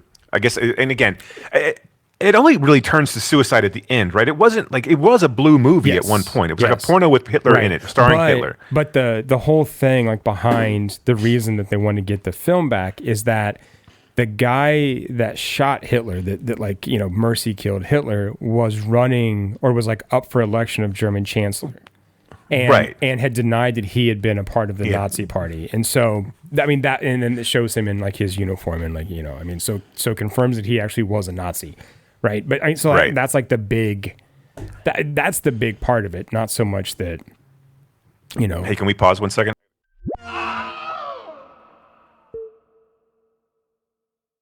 And so this movie starts off with a boat chase where Dom DeLuise, who's the pornographer, which also like, can we not like ridiculously fat shame Dom DeLuise in this movie? I know. Okay, that's the other thing, also, right? Why was this is fucked up? And I know that that's probably part of his like. I know he was in Fatso, and I know that's part and parcel with kind of like his comedy, and I'm sure he was fine with it, and like he signed up for the role. But like, do we have to call him the fucking hippo? Like, it's just like it's so weird, like that. And again, I know I'm trying to retrofit today's standards to, but this wasn't funny then either. There's no reason that we call, there's no Dom DeLuise. Yes, he was a portly man. There was no reason to call out his character to call him the hippo. Because and it's not like we didn't know, right? It's like it's like he doesn't know either. And I feel like if you employ Dom DeLuise, give him more to do than you do in this movie. I know. Like, I feel like all of like his like ability to improvise and throw dialogue out is completely wasted in this. You don't give him nearly enough screen time to kind of let him do what he does. Anyway, this movie starts off with a boat chase because they're being chased because these Germans are killing everyone who's even seen the film. Yeah. And they cut off the head of one of the guys who was at the ball, and he's like on a fishing line. And then they crash the boat. Two guys fly clear. Dom DeLuise and another dude like jump over a fence, and then it's just this like this movie's so fucking. It's bizarre. Also what the fuck, like the conversation between Hackman and the other cop about how cars are an extension of your penis is just so weird and just like out of nowhere. There's so many moments like that in this movie where like for a good long while, it feels like Aykroyd is trying to be this like straight-laced, like doesn't curse. He talks about like, pee-pee holes and like it's so fucking weird. When we see Hackman after he gets the assignment, so like Hackman's like this fucking in a really early appearance by David Alan Grier. Hackman is like this cop, right? He's just a cop. Vice cop. He got busted down as a vice cop. Yeah. So after the boat chase, we immediately cut to this like loud sex scene. We don't see anything. We just hear people having sex, and Hackman is there to bust it up, right? And he does this like what's supposed to be funny like moment of like he's a health inspector and like making sure that people having loud sex wear condoms. Yeah. And it's a fucking terrible scene. Stupid. Yeah. But then we get cut to this like, okay, so now you're back on this case of like you're going to be investigating these pornography murders because this guy it's obviously he's not the only time that this has happened. There's been so it's a whole thing. We need Hackman back because he's the best murder cop we've got, but we had he was in trouble. Okay, so he gets that role.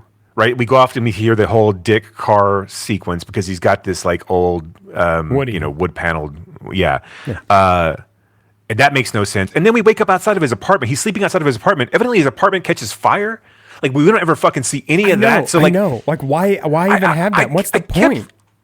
I kept wondering like what the fuck happened here? Like why would you have that scene in here? Why if you're not going to show it? Like because again, what is it?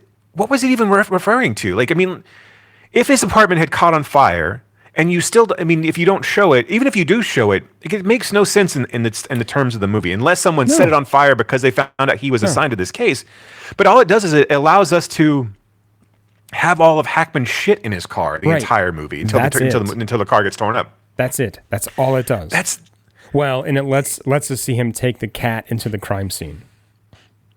Right, which makes like okay, sure, but what the fuck? No, right, like why?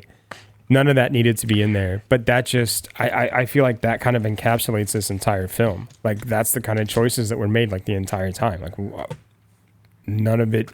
It's so unnecessary. Woefully miscast in this. He cannot stand up against Hackman, right? So I mean, like in every scene where they're together, he just feels like he's completely out of place. Yeah, like completely out of touch. The shit that they have him do in this, which is basically mimic pop culture characters where he's the Cowardly Lion or Popeye or Star Trek characters when he has so whenever he gets confronted with violence or things that get his adrenaline up, or when he's going to bed, he has midnight tantrums as well, right? Where he retreats into this like what they call split personality, which is kind of fucked up way of saying it as well, but like whatever. And so he causes chaos. That's his loose cannonness, is that he causes chaos in the moment. And like but it's such a fucking stupid conceit. Like I mean, it never really adds anything. It like I get that you have to have something in this to make them like, but it feels like this was something like where they wanted to get Robin Williams involved or something like this. Feels like a Robin Williams role, and that he turned it down. Like, but she's like, "This looks terrible. No, thank you." Because I mean, like this reads like a more of a manic film, like a more manic, mean, violent film. Had you taken had the comedy been truly dark and not just this Aykroyd level of buffoonery, this kind of could have been an interesting movie, right? Because all of the underpinnings are really dark, right? They're going after a Hitler suicide tape. There's Hitler, and then there's German goons that are trying to kill everybody involved. You got these Israeli like operatives who are willing to kill for it as well. There could have been like, if you had to like turn this over to like Shane Black instead of Richard Matheson to write this, this could be an interesting film. This is why to me like. This feels like a Gigli type of a situation where like everyone's involved. Like this probably read really interesting on paper. Yeah. And then the execution of it is just completely botched. And which brings me to my question for you. Like Bob Clark. Yeah. Like what do we make of this?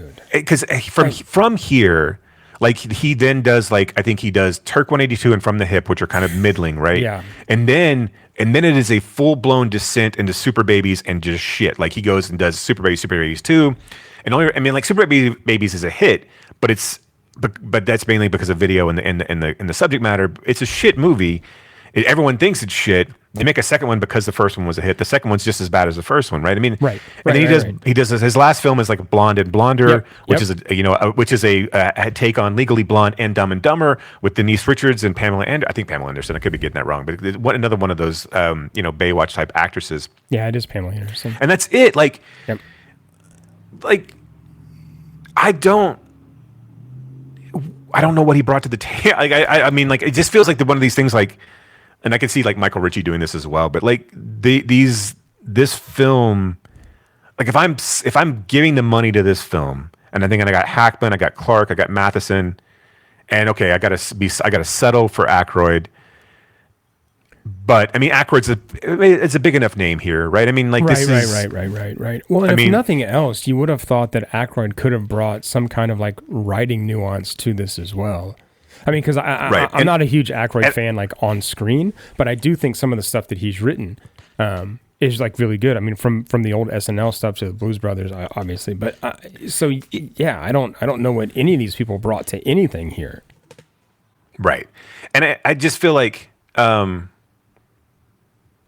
I don't know, man. It's just it's weird. Yeah, I mean, I'm never sure like what to make of Bob Clark, right? I mean, I'm always amazed that he did Black Christmas, for whatever reason, because I mean, I feel like stuff like Porky's and A Christmas Story and shit like this is probably more of what his lane was, right? For better or worse. Yeah, Black Christmas, Death Dream. Worse, I mean, I feel like right? they were. I feel like earlier on, but yeah, I mean, like early stuff. Right. It feels like he stumbled into hits that, and again, this may be a huge disservice to him, but I mean, he feels like he stumbled into hits because they were coming around at the right time, and the audience had an appetite for them. But yeah, I mean, like Porky's is not a good movie. No, it's not like it was just one that for whatever reason cost nothing, and was outrageous enough at the time to to garner some attention. And obviously, I mean, like, but films like that happen all the time, right? I mean, it's not like, And I don't even look. I mean, I know A Christmas Story is on like all the time, like ad nauseum at Christmas, like for every single hour of the day for I don't know, like 20 days or whatever. But I'm not sure how good it is. I mean, I think that movie. I'm not saying it's bad. I'm not saying it's Porky's. That's not what I. That's not what I mean. But I mean, I think that like its popularity and its praise comes from this kind of oversaturation and nostalgia more than it does the actual craft of the film. Yeah, that's what I mean, right? But that goes back to kind of what you were saying. He's falling into this kind of these like cultural moments because, I mean, look, when A Christmas Story came out in 1983, was it like the revered like Christmas film that it is now? No, I don't think so. No, right? That's what I mean. Like we had all seen it, but of course we were the right age to see it. But now, like it's on whatever channel you want to find. Like I mean, I just mean it's on like all the fucking time. And yes, right. Yes, I watch it several times, but that's not the point. Right. Yeah. so yeah, I mean, know. like, and I hate to end on a. I think. Look, as much as we get through this film, like in it, how really truly like it's to me, it's not necessarily it's just as bad as it's just baffling. Yeah, like there's just so like every choice that they make is seemingly the wrong one, and I feel like Hackman is still good in this. I think Nancy Travis is good in this actually. I think, and I think like if this had played less like Dragnet and more.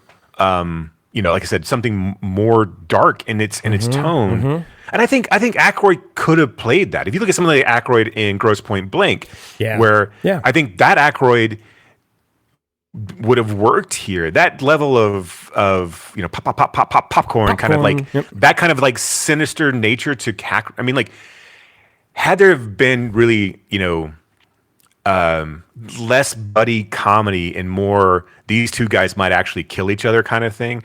You know, had you have had more Hackman be more like Mel Gibson in Lethal Weapon kind of, and Aykroyd be more Grosse Point Blank, I think, and maybe at it with a steadier hand and a more assured hand, this works better, right? I mean, like, but this ends like you think it's going to end, right? Where they become fucking friends and they become partners, and like it should have been more hard edged. It should have been where these guys still fucking like, you know, Hackman should at some point realize that he needs Aykroyd here, right? I mean, like that this is actually the only way that they're going to be able to solve this case is to, by like kind of utilizing that, you know, basically trying to figure out how you can control Aykroyd and then set him off when you need to set him off and push him in the right direction to like kind of take care of shit, right? And then have Aykroyd have the realization that he is in control of it, right? That he can come out of all of these. And that, there's just, fuck, this movie's so like, it's so weird that this is so like bad. Loose cannons is spelled with 2 offset O's kind of shit. This movie, like, who the fuck thought they were making this movie? And going back to Dom DeLuise, you have, that should be the comedic element, right? Yeah. He should be. Yes. He should be Joe spitting Pesci out lines. In Lethal Weapon. Yes, he should be there the entire fucking time. Yeah. Like, why do you sideline him? Yeah. Because the scene where you get at the end with at his grotto kind of thing is so good. Like, it's so much fun. Like, where he's like, I know. This like every spa have all these guns, and he's like, and he just and like him like. And that's so fucking like that whole like that's where the funny shit should come in, right? Mm-hmm, is like, and again, this is where you get it in a Shane Black. Is like in a Shane Black film. Is when they're all holding those weapons, they clearly don't know how to hold or know how to shoot, and they're just basically just waving the guns all over the place. Right. That's where the humor should come in this. I would. That's the thing is, I would love to see like someone actually take this plot, and I mean, like if Shane Black to rewrite this and make it, I think it'd be really interesting to do. Alas, we will never see that. But like, no, I think that there's something. I think that's what's so frustrating with this film is there's something there, and that. I think everyone wants to have it be there, and it just kind of just fucking falls apart, man. It's so bad. Yeah, bad. It's just so bad. It's so bad. So bad. But yeah, I mean, like, and I remember this as a kid. I watched it when I say a kid, I was in high school, but I remember watching this when it came out because it was just another video store staple. Yep. And I really kind of forgotten most of it except for like the 35 millimeter print through the window. And it's the cheeseball ending that it has. It's just so fucking dumb. Like the whole like, of course you can see it coming from a mile away, right? Where Aykroyd's going to be the guy who shoots the bad guy in the head at the end, and like, I'm surprised they didn't make Aykroyd and Nancy Travis fall in love with together. That would have been the other thing. That would have been the other thing that should have happened in this type of movie. Mm-hmm. Is that these two people would have that we would have had some sort of ridiculous love interest in there. But whatever, man. Yeah. It is what it is. Go ahead. The only interesting thing that I found about this film was that J.T. Walsh was supposed to be in it. He was supposed to be like the bad guy at the end, right, with the gun and stuff. But Aykroyd, I would have liked that a lot better. Aykroyd had him fired because of his involvement with the Belushi biopic. Oh, fuck you. Well, I guess it would have been pretty quick, though, right? Yeah. So, yeah. Man, did we? Another thing for a different time because I know we've gone on, but like we always go on. That's what we do. But that is an interest. Like I don't think that's a story that people really remember much now. Right. But like how much people were blacklisted. That were involved in that, and like Chiklis's career almost wasn't resurrected. Right. I mean, he was fucked for a good long time, and I wonder what the feeling is. 40 years later to like what Aykroyd feels about if you put Aykroyd and Chiklis in a room together, what the conversation would be. Yeah. I mean, look, Chiklis always will have the commish, so. Right. Sure.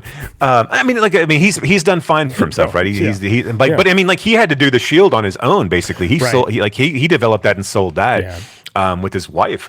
But I remember, I mean, I distinctly remember when that movie came out, and like people were just like fucking, I mean, like livid. And it's surprising to me that like, Chiklis was able to claw his way out of it, because it was seen as such a, a thing you didn't do. Right. And also you don't really talk about like how much Belushi was loved and like beloved, and like how much he did for people. Dude, right. How many careers right. that guy actually made, Right. Right. His life and his short-lived life was very, very interesting. And like, as much as I love Reitman's film, like I really would like a deep dive early, like how all of that came together, not just the first night, but like the culmination of pulling those people in and starting that effort, because those guys weren't rock stars. They were fucking nobodies on the comedy scene. Like, I mean, they were respected, but they weren't movie stars. They were just artists. Yeah. And it's such a fucking like that whole, and now it's just an institution, you can get people to come, but like the idea of kind of throwing, taking advantage of this opportunity, but like not knowing what it is and still having to deal with like Belushi's assholery and like, I mean, all of it. I mean, even as good of a guy that he was to certain people in the industry, like it's still, just, and like all the drug use and like everything else. It's just, and that stuff will make you an asshole. Oh, for sure. For sure. Right. Yeah. Well, rest in peace, Gene. Gene? You left us with the. Hackman. Yeah, I thought I forgot. Okay, yeah, I was like, his name's John. Like, not. I mean, I do get a lot of things wrong on this podcast. I'll give you that. Just like, wait a minute. But yes.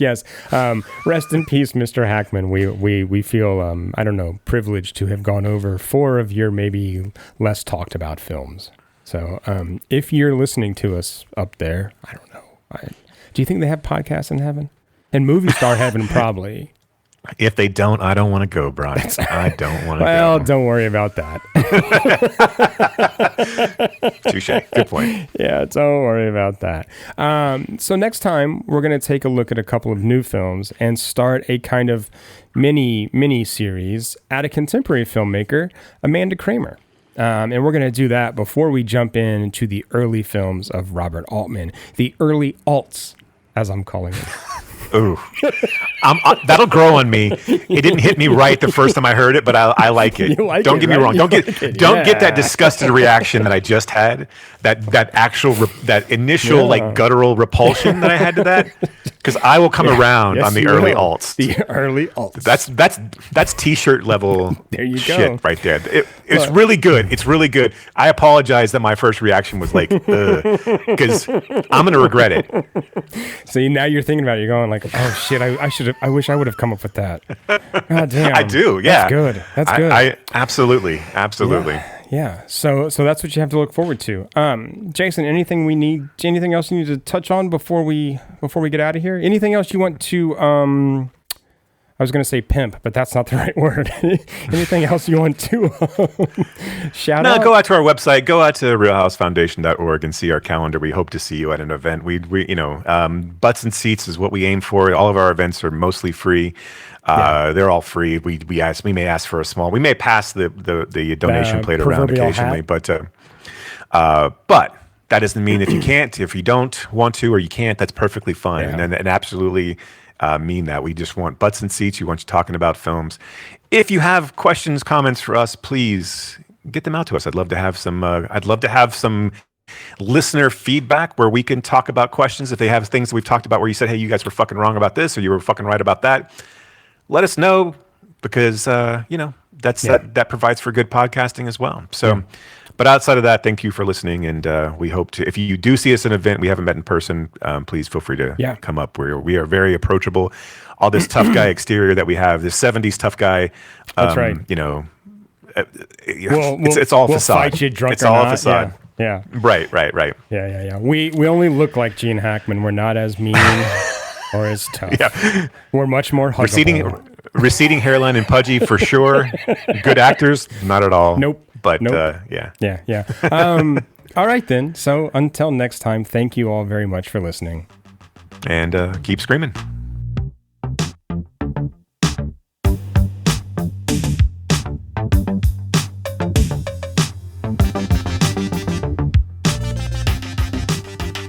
have been listening to Why Does the Wilhelm Scream with your hosts, Brock and Jason. If you liked today's episode, do us a favor and rate, review, and subscribe in whatever application you use to consume podcasts these days. You can reach us by visiting whydoesthewilhelmscream.com. If you are in the DFW area, we would love to see you at a Fort Worth Film Club event. You can learn more about those and find a full schedule at fortworthfilmclub.com. And you can learn about my foundation and how we are trying to foster the next generation of film lovers at realhousefoundation.org. That's REEL housefoundation.org. Till next time.